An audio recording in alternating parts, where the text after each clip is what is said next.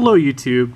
I have not had a update on my Venus flytraps since I bought them way back, and I think it was like March or so when I first showed you these. So the fancy varieties I ordered online, I let them dry out too much and they died, but the ones I bought from Lowe's well, I guess it is Lowe's, now I think about it, they're doing really well. And look how beautiful these traps are under my LED lights.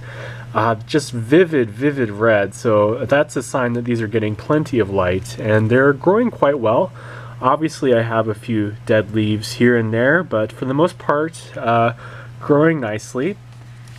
I do have this in hydroponics, wick watering hydroponics. I only water with distilled water, and it would probably be a good idea if I flushed out the pot every now and then without it going into the reservoir. I was trying to show you something. I don't know if I can find it. Oh, here it is. See that little black strand? That's a root from the Venus flytrap going down into the reservoir. So Venus flytraps really like this, and as you can see, the main medium is pumice and sphagnum moss mixed together. Mostly pumice though, not so much sphagnum moss, because if you do too much, the plants will rot. But this is working well, and we'll see how this works out come winter time when I put these outside.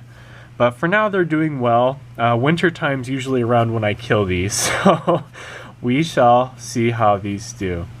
But anyways, here it is, and I wanted to kind of give a demonstration on how I fertilize these. I haven't fertilized these in forever. And when I say fertilize, I mean feed.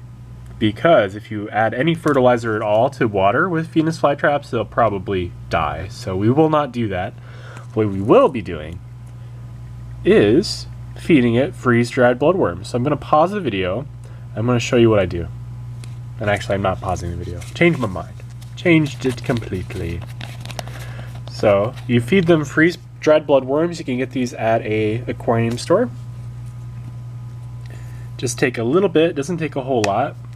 Put it in a container, preferably a container you'll never use for food, because who wants bloodworms in their food? Not me. Sounds pretty nasty.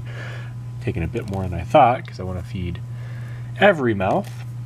And what we're going to do is we're going to get a spray bottle. We're going to add a little tiny bit of water, distilled water I should say. We don't want salty water added to this, or tap for that matter, to the bloodworms. We're going to make a little bloodworm ball, a little bloodworm meatball. And what I'm going to do is I'm going to use a needle or something to stick that ball into, and we're just going to plop it in the mouth. And I don't know if you can see this, but Venus flytraps have 3 little hairs in the center of the mouth. And those little hairs are what makes the trap close. So that's exactly what we're going to do. We're going to touch those 3 hairs about 3 times, and we're just going to kind of wiggle it around.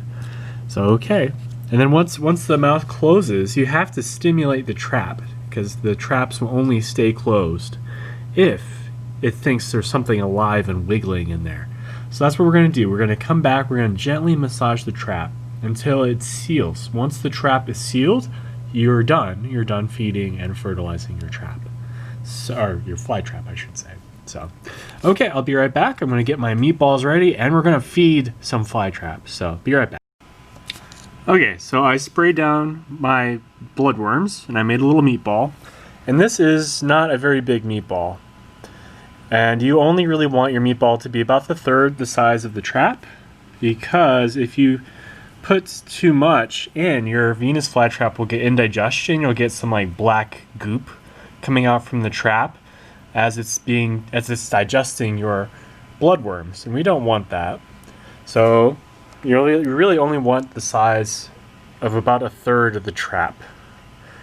So this is about the size I'm using. So I'm going to go ahead and skewer that with this little pointy thing. This is a little hair bobby pin, and we'll see if that works. So here it is, moment of truth. Let me go ahead and get in here good. I'm going to select a mouth, and we're just going to put this on in.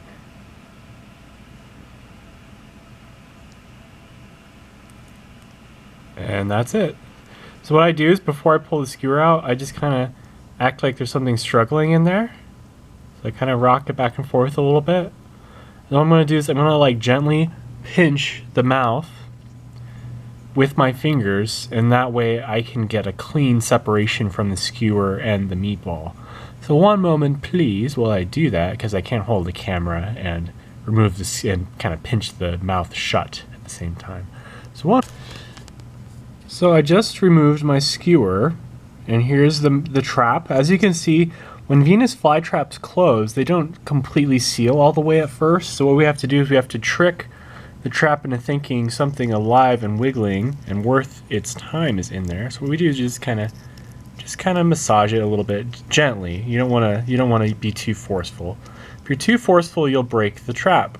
So what we're just going to do is we're just going to massage it a little bit, just a teeny bit, so it thinks there's something really tasty in there. As you can see, it's already beginning to shut a little bit more.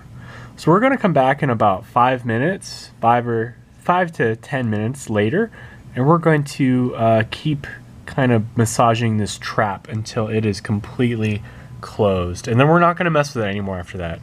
If you come back a couple hours later and you pinch it, it's going to squeeze out some digestive acids onto the outside of the trap, and it's going to break the seal on the trap. So pretty much what's going to happen if you do that is those digestive enzymes will rot your trap, so you don't want to do that.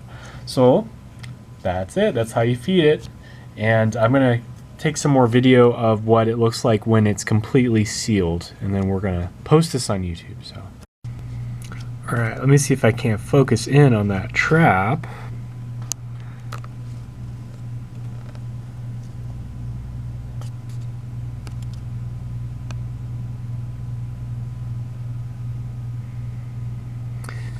I think the lighting's not going to quite show it, but on this lobe right here, it's kind of like where the lip of the plant is. Like you see these little hairs, the part right underneath it.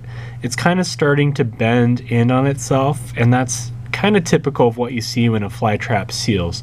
So once it seals, you know, you can give it a few more massages, like maybe one more, and it'll seal completely. And that's it. Don't touch it anymore after that, because if you do, you'll start squeezing out digestive juices onto the plant. So your fly trap will look like when it's done digesting the food. It'll slowly start to open, and you'll see kind of remnants of your meatball spread all around the trap, and of course your meatball itself will be a dry husk. And Venus flytraps, they aren't very good at digesting things, so there's always going to be a husk left behind. I don't recommend you try and clean it out. It'll never look pretty again. It served its purpose, and there's always going to be a hunk of dry flesh left behind. But anyways, there it is.